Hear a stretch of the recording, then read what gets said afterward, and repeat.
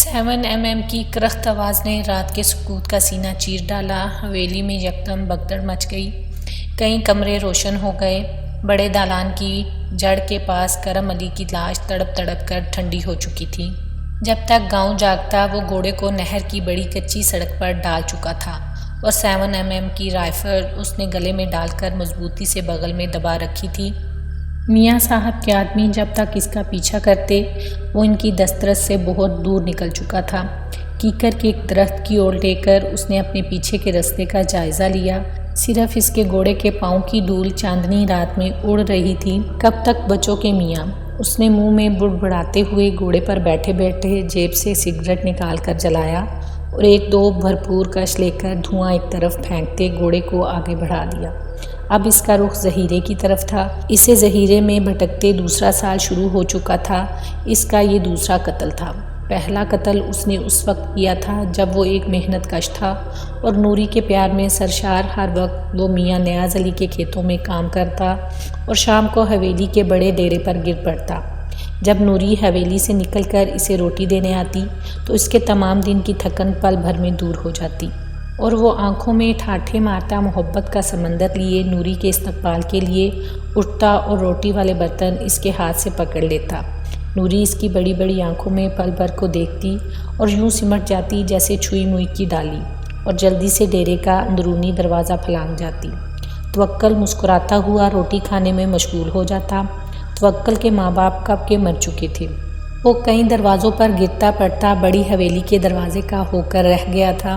دوسرے کئی ملازموں کے ہمراہ وہ بھی حویلی کا بے دام غلام ہو چکا تھا۔ حویلی کا قانون باہر کے قانون سے بالکل مختلف تھا۔ یہاں نوکروں کو صرف دن کام کرنے اور رات صرف آرام کے لیے دی جاتی تھی۔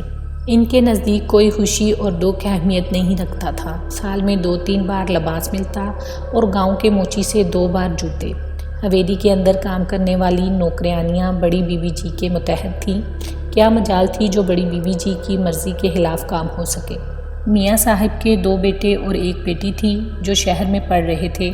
وہاں ان کی دوسری بیوی کے پاس رہتے تھے جس کو چھوٹی بیوی جی کا رتبہ حاصل تھا۔ میاں صاحب اپنے علاقے کے بااثر آدمی مانے جاتے تھے۔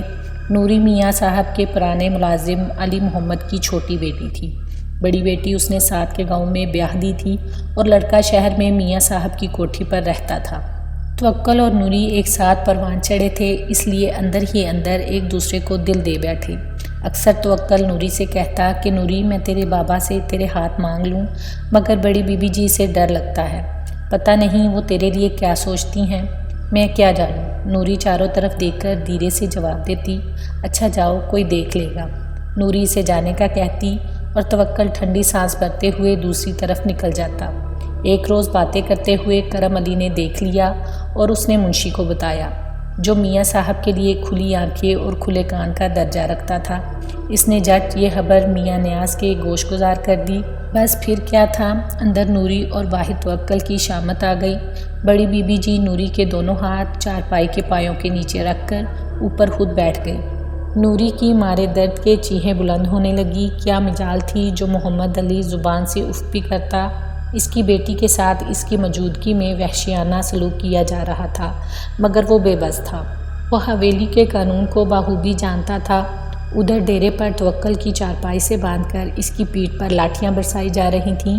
میاں صاحب تخت پوش پر حقے کی نالی منہ میں لیے اس کی چیخوں سے لطف اندوز ہو رہے تھے۔ جب اپنے دل کی حسرت نکال چکے تو اسے آزاد کرنے کا اشارہ کیا، پھر حکم ملا کہ آج سے تیرا حویلی میں آنا جانا بند، تو صرف دہاڑی پر رہے گا اور مال ڈنگر کی رکھوالی کرے گا، دودھ دوئے گا اور گوبر سنبھالے گا۔ نوری اس کی آنکھوں سے دور ہو گئی۔ وہ تڑپ کر رہ گیا۔ منشی اور کرم علی پر اسے قہر کا غصہ تھا مگر بے بس تھا۔ کبھی کبھار ملک تصدیق کے آدمی میاں نیاز علی کا ڈور ڈنگر چوری کر کے لے جاتے، پھر میدان لگتا، دونوں طرف خوب رسہ کشی ہوتی۔ یہ سلسلہ دونوں طرف سے چلا آ رہا تھا۔ توکل کی دہاڑی پر آئے کئی ماہ گزر چکے تھے۔ اگر توکل کا نوری بنا برا حال تھا تو نوری بھی اس کے لیے پریشان تھی مگر دونوں بے بس تھے۔ ایک رات وہ دہاڑی پر اکیلا ہی تھا کہ سجوار کسی کام کی غرض سے شہر گیا ہوا تھا۔ گرمی کی راتیں بڑی جان لیوا ہوتی ہیں۔ مچھروں نے اسے تنگ کر رکھا تھا۔ اس نے مال سے ذرا ہٹ کر چارپائی ڈالی ہوئی تھی اور قریب ہی دھواں کر رکھا تھا تاکہ مچھر دور رہیں۔ ابھی سے لیٹے تھوڑی دیر ہی ہوئی تھی کہ کتے نے زور زور سے بھونکنا شروع کر دیا۔ وہ تیزی سے اٹھ گیا مگر چند قدم دور 8-9 آدمیوں کو دیکھ کر وہیں رک گیا۔ وہ آدمی اسلحے سے لیس منہ پر کپڑے باندھے ہوئے تھے۔ 2 آدمی اس کے قریب آ گئے۔ اگر آواز نکالی تو بھون کر رکھ دیں گے۔ وہ سہم گیا مگر جلدی سنبھل کر اس نے حالات کا جائزہ لیا اور فوری فیصلہ کرتے ہوئے اس نے ان کو مخاطب کیا۔ اگر تم ملک صاحب کے آدمی ہو تو میں خود یہ مال تمہارے ساتھ لے جانے کو تیار ہوں، ورنہ جان دے دوں گا، مگر تم ڈنگر میری زندگی میں نہیں کھول سکتے۔ تم ملک صاحب کے پاس کیوں جانا چاہتے ہو؟ اس لیے کہ میں پناہ چاہتا ہوں، توکل نے نفرت بھرے لہجے میں کہا۔ انہوں نے چند پل آپس میں مشورہ کیا اور اسے ساتھ لے جانے پر رضامند ہو گئے۔ ساری دہاڑی کا مال اکٹھا کر کے ایک انتہائی خوفناک فیصلہ کرتے وہ ان کے ہمراہ چل پڑا۔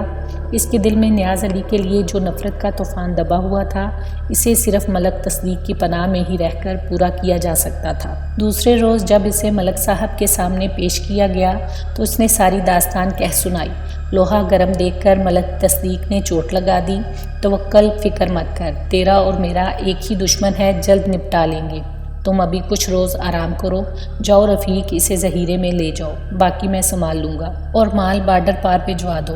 بہتر ملک صاحب، رفیق نامی آدمی نے احترام سے جواب دیا اور توکل کو ساتھ چلنے کا اشارہ کیا۔ تقریباً 1 ماہ کے عرصے میں توکل ہر ٹریننگ میں ماہر ہو چکا تھا۔ اس دوران وہ ملک کے آدمیوں کے ہمراہ 2-3 بار چوری چکاری بھی کرنے گیا۔ وہ سارے گر سیکھ چکا تھا۔ ملک تصدیق نے ایک روز اسے بلا بھیجا۔ وہ دوسری بار ملک صاحب کے پاس کھڑا تھا۔ جی ملک صاحب، توکل نے نظریں جھکاتے پوچھا۔ اپنا انتقام یاد ہے یا بھول چکے ہو؟ ملک صاحب، یہ کوئی بھولنے والی بات ہے؟ جس نے ساری عمر کی خدمت کا یہ صلہ دیا ہو، اسے کیسے بھولا جا سکتا ہے؟ توکل کے لہجے میں سارے جہاں کی نفرت ابھر آئی تھی۔ تو ٹھیک ہے، آج رات تیار رہنا، تم 2 آدمی اپنے ساتھ لے جا سکتے ہو، مگر واپس آؤ تو تمہارے ہاتھ لہو کی بو آنی چاہیے۔ یہ بات اچھی طرح ذہن نشین کر لو کہ بزدل اور ناکام آدمی مجھے پسند نہیں ہیں۔ ایسا ہی ہوگا ملک صاحب، اب تم جا سکتے ہو۔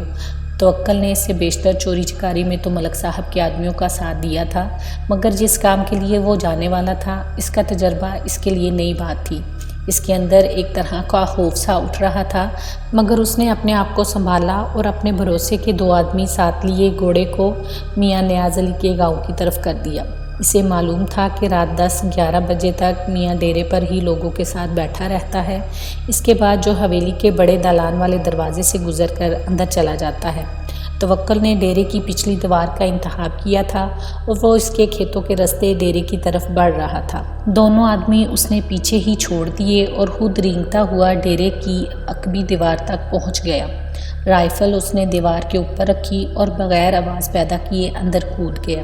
دیوار کے اندر لگی باڑ کی اوٹ لیتا ہوا رائفل کو مضبوطی سے تھامے اس طرف بڑھنے لگا جہاں میاں نیاز علی بیٹھا نظر آ رہا تھا۔ اس وقت میاں صاحب کے پاس 3-4 نوکروں کے علاوہ گاؤں کے کچھ لوگ بھی بیٹھے ہوئے تھے۔ منشی میاں صاحب کی ہی چارپائی پر بیٹھا شاید اخبار پڑھ کر سنا رہا تھا۔ فاصلہ کم کر کے توکل نے پوزیشن درست کی اور رائفل کا منہ میاں نیاز علی کے سر کی طرف کر دیا جو کہ لبالب بھری ہوئی تھی۔ تھائیں کی خوفناک آواز کے ساتھ ایک شور پڑ گیا۔ اس نے اندھا دھند کئی فائرنگ کی اور دیکھے بنا کہ کون مرا ہے بھاگ کر دیوار پھیلا کر کھیتوں کی طرف بھاگنے لگا۔ جب تک میاں صاحب کے آدمی اسلحہ وغیرہ لاتے وہ تینوں گھوڑے دوڑاتے گاؤں کو پیچھے چھوڑ آئے تھے۔ میاں نیاز علی تو بچ گیا مگر منشی پہلی گولی لگتے ہی ڈھیر ہو گیا تھا۔ دوسرے روز ملک صاحب نے اسے بلا کر بتایا کہ تمہارا نشانہ ہٹا گیا، بہرحال تمہاری گولی نے منشی کا کام تمام کر دیا ہے، یہ بھی تمہاری کامیابی ہے۔ اپنے اندر حوصلہ پیدا کرنے کے ساتھ ساتھ اپنا نشانہ بھی درست کرو کیونکہ اب تم قاتل بن چکے ہو۔ اکثر پولیس تمہارے پیچھے رہے گی اور ہو سکتا ہے تمہیں اپنی حفاظت کے لیے پولیس سے مقابلہ بھی کرنا پڑے، اس لیے تمہارا نشانہ سچا ہونا ضروری ہے۔ جاؤ اور خوب پریکٹس کرو، بارود کی تمہیں کوئی کمی نہیں ہوگی۔ ملک صاحب نے اس کی حوصلہ افزائی کی تھی۔ بہتر ملک صاحب۔ توکل نے جھک کر شکریہ ادا کیا اور واپس ذخیرے میں آ گیا اپنے دونوں ساتھیوں کے ساتھ۔ توکل دن بدن ملک صاحب کے قریب ہوتا گیا۔ ملک صاحب اس پر ہر طرح کا بھروسہ کرنے لگے تھے۔ ڈپٹی کمشنر بڑھتی ہوئی وارداتوں کے ہاتھوں بڑا پریشان تھا مگر 1000 کوشش کے باوجود اسے گرفتار نہ کر سکا تھا۔ میاں نیاز علی توکل کے خوف سے ڈیرے پر کم ہی بیٹھتا تھا، جب باہر نکلتا تو اپنے ساتھ اسلحہ سے لیس آدمی رکھتا۔ منشی کا پرچہ توکل کے خلاف درج کر دیا گیا تھا۔ میاں کوشش کے باوجود ملک تصدیق کو اس قتل میں ملوث نہ کر سکا تھا۔ ادھر نوری کی شامت آئی رہتی، بڑی بی بی جی نے اس کا جینا حرام کر رکھا تھا، ہر وقت تانا زنی کرتی رہتی کہ یہ سب کچھ تیرے پیروں سے اٹھا ہے، نہ تو اس حرام خور سے رابطہ بڑھاتی اور نہ یہ دن دیکھنا نصیب ہوتے۔ نوری دل میں کرتی رہتی مگر زبان پر حرف شکایت نہ لاتی۔ ادھر توکل ہر رشتے سے بے نیاز ہو چکا تھا، وقت اس کے ماتھے پر گہری ناکامیوں کی داستان رقم کر دی تھی۔ اس کے دل میں صرف میاں نیاز علی کے قتل کی خواہش تڑپتی رہتی، جس کو پورا کرنے کے لیے وہ آج بھی حویلی آیا اور مداخلت کرنے پر اس نے کرم علی کو بھون ڈالا تھا۔ کرم علی میاں نیاز علی کا باڈی گارڈ تھا جو ہر وقت اس کے ساتھ رہتا تھا۔ بڑے دالان میں اس کی چارپائی تھی جو عین میاں صاحب کے کمرے کے آگے تھی۔ توکل آ کے پڑتا مگر وہ جاگ گیا۔ اس سے پہلے کہ وہ اپنی بندوق اٹھاتا، توکل نے چیتے کی سی پھرتی سے اوپر تلے فائر کر کے اس کی زندگی کا خاتمہ کر دیا تھا، اور اس بار بھی وہ صاف بچ نکلا تھا۔ ظہیرہ پہنچ کر وہ اپنی چارپائی پر گر پڑا۔ تھکن سے اس کا برا حال ہو چکا تھا۔ سجاول جو سب آدمیوں کے آگے کھانا بناتا تھا اس کے قریب آ کر بیٹھ گیا۔ اس نے اندازہ لگا لیا تھا توکل خالی ہاتھ نہیں لوٹا۔ کیوں توکل کیسا رہا؟ سجاول نے اس کی ٹانگیں دبانے کے لیے اپنی طرف کرتے ہوئے دریافت کیا۔ اس بار بھی بچ نکلا ہے کمینہ، مگر اس کا آدمی بھون ڈالا۔ توکل نے سگریٹ چلاتے ہوئے جواب دیا، کب تک بچے گا؟ ایک روز تیرے ہاتھوں اس کو ختم ہونا ہی پڑے گا۔ صبح ملک صاحب کو خبر مل جائے گی، اور ہاں شاید اب یہ جگہ بھی تبدیل کرنی پڑے۔ ملک صاحب کو اطلاع ملی ہے کہ پولیس جلد ظہیرے کا گھیراؤ کرنے والی ہے، ہو سکتا ہے بارڈر کی طرف نکلنا پڑے۔ ملک صاحب سے صبح بات ہوگی۔ ملک صاحب نے توکل سمیت اپنے سارے آدمی خشک بیاض پار بھیج دیے تھے۔ پولیس نے سارا ظہیرہ چھان مارا مگر کوئی بھی آدمی ہاتھ نہ لگا۔ میاں نیاز علی کو اس بات کا بہت ہی صدمہ تھا، کیونکہ اس نے بڑی مشکل سے انگریز ڈپٹی کمشنر کو راضی کیا تھا اور اس بات کی ضمانت بھی دی تھی کہ ملک تصدیق کے آدمی ظہیرے میں چھپے ہوئے ہیں۔ ملک صاحب کو اپنے خاص پولیس کے آدمی سے اس کارروائی کی اطلاع پہلے ہی مل چکی تھی، ورنہ اس بار میاں نیاز علی حادثہ ہاتھ مارتا۔ اس آپریشن کے بعد علاقہ میں امن اما کی صورتحال کچھ ماہ کے لیے بہتر ہو گئی۔ میاں نیاز علی کو بھی یقین ہو گیا کہ اب ملک تصدیق کی کارروائیاں رک گئی ہیں، حالانکہ بات اس کے برعکس تھی۔ توکل کو اطلاع ملی کہ نوری کی شادی نیاز علی نے اپنے ایک ملازم ماچھی سے کر دی ہے۔ توکل کے دل پر چھریاں سی چل گئی۔ وہ چیخ اٹھا، اس کے دل کے اندر کچھ ٹوٹ ٹوٹ کر بکھر گیا۔ اسے یوں لگا جیسے ساری دنیا اس کی آنکھوں میں اندھیرا کر گئی ہے۔ وہ پاگلوں کی طرح سارا دن جنگل میں بھٹکتا رہتا۔ وہ اس خبر کے لیے بالکل بھی تیار نہ تھا، مگر یہ سنتے ہی کہ نوری کی شادی ہو گئی ہے وہ اپنے آپ پر قابو نہ رکھ سکا۔ پھر اس نے فیصلہ کر لیا۔ وہ ملک صاحب کے اگلے پیغام کے انتظار سے پہلے ہی ایک رات چپکے سے اپنی ساتھیوں سے آنکھ بچا کر اسٹین گن سمیت بھاگ نکلا۔ گھوڑا اگر کھولتا تو ان کو شک ہو جاتا، اس لیے پیدل ہی نکل کھڑا ہوا تھا۔ تمام رات سفر کرتا وہ بہت دور آ گیا تھا۔ دن کو تھوڑی دیر ایک جگہ آرام کرنے کے بعد دریا کی کندی کے ساتھ ساتھ چلنے لگا۔ اسے سفر جاری رکھتے ہوئے کوئی خطرہ نہ تھا، کیونکہ یہ علاقہ انسان نام کے کسی سائے سے بھی پاک تھا، اس لیے وہ بغیر کسی خوف و خطر کے آگے بڑھ رہا تھا۔ گن اس نے اپنی چادر کے نیچے چھپا رکھی تھی۔ اسے ایک گھوڑے کی ضرورت تھی، مگر رستے میں ابھی تک کسی گاؤں کا نشان تک نہ آیا تھا۔ دن ڈھلنے تک وہ بمشکل مچھیروں کی جھگیوں تک پہنچ سکا۔ وہ بھوک سے نڈال ہو چکا تھا، یہاں اسے کھانا مل گیا اور رات بسر کرنے کے لیے جگہ بھی۔ دوسرے روز وہ منہ اندھیرے نکل کھڑا ہوا۔ توکل کو اگلے سفر کے لیے ان لوگوں سے خاصی معلومات مل چکی تھی۔ دوپہر تک وہ بہادر سنگھ گاؤں کے قریب پہنچ چکا تھا۔ تھوڑی دیر تازہ دم ہونے کے بعد اس نے گن ایک جگہ چھپائی اور گاؤں میں داخل ہو گیا۔ وہ گھوم پھر کر جائزہ لینا چاہتا تھا کہ وہ گھوڑا کہاں سے چوری کر سکتا ہے۔ پھر ایک ڈیرے پر اسے گھوڑی بندھی ہوئی نظر آئی تھی۔ بڑی سبک رفتار گھوڑی دکھائی دیتی تھی۔ توکل سر ہلاتا رستے کو ذہن نشین کرتا واپس چل پڑا۔ گاؤں سے واپسی پر اس نے کھانے پینے کے لیے کچھ سامان خرید لیا تھا۔ پیٹ کا دوزخ بھرنے کے بعد وہ دریا کنارے درختوں کے جھنڈ میں لیٹ کر بے خبر سو گیا۔ رات گئے تک وہ سوتا رہا۔ پھر اٹھ کر اس نے جھاڑیوں میں سے اپنی اسٹین گن نکالی اور گاؤں کی جانب قدم بڑھانے لگا جہاں گھوڑی بندھی ہوئی تھی۔ اسے ڈیرے تک جانے میں کوئی مسئلہ درپیش نہ آیا۔ کئی منٹوں تک وہ دیوار کی اوٹ میں کھڑا ہو کر ارد گرد کا جائزہ لیتا رہا۔ پھر وہ لکڑی کا جنگلہ پھلانگ کر دبے قدموں چلتا ہوا کھرلی تک آ گیا۔ گھوڑی نے ناک کی پھنکار سے توکل کو دیکھ کر ناراضگی کا اظہار کیا اور اپنے دونوں کان پیچھے کی جانب کھینچ کر کھونٹے پر ادھر ادھر بدکنے لگی۔ دور چارپائی پر لیٹا ہوا آدمی ایک دم سے اٹھ کر بیٹھ گیا اور چاروں طرف دیکھ کر دوبارہ کروٹ لیتا ہوا لیٹ گیا۔ توکل کچھ دیر ساکت و جامد وہیں کھڑا رہا، پھر رینگتا ہوا گھوڑی کے قریب پہنچ گیا اور آہستہ آہستہ اس کی پیٹھ پر ہاتھ پھیرنے لگا۔ گھوڑی نے اپنے اصیل ہونے کا ثبوت دیتے ہوئے کان ہلانے شروع کر دیے۔ توکل نے رسا کھولا اور اس کے دونوں پیچھے پاؤں آزاد کرتے ہوئے گھوڑی کو لے کر باہر نکل آیا۔ گاؤں کا جو رستہ اس نے منتخب کیا تھا وہ آبادی سے باہر جاتا تھا۔ ایک جگہ پر رک کر توکل نے رسے کی باغ بنائی اور گھوڑی کی پیٹھ پر سوار ہو کر اسے ایڑ لگا دی۔ گھوڑی کمان سے نکلے تیر کی طرح سرپٹ دوڑنے لگی تھی۔ توکل گھڑ سواری میں اتنا ماہر ہو چکا تھا کہ بغیر کسی تکلیف کے مسلسل سفر کرنے کی طاقت رکھتا تھا۔ رستے میں ایک دو بار رک کر اس نے رستے کا تعین کیا، پھر صحیح سمت کا اندازہ کر کے مطمئن انداز میں آگے بڑھتا چلا گیا۔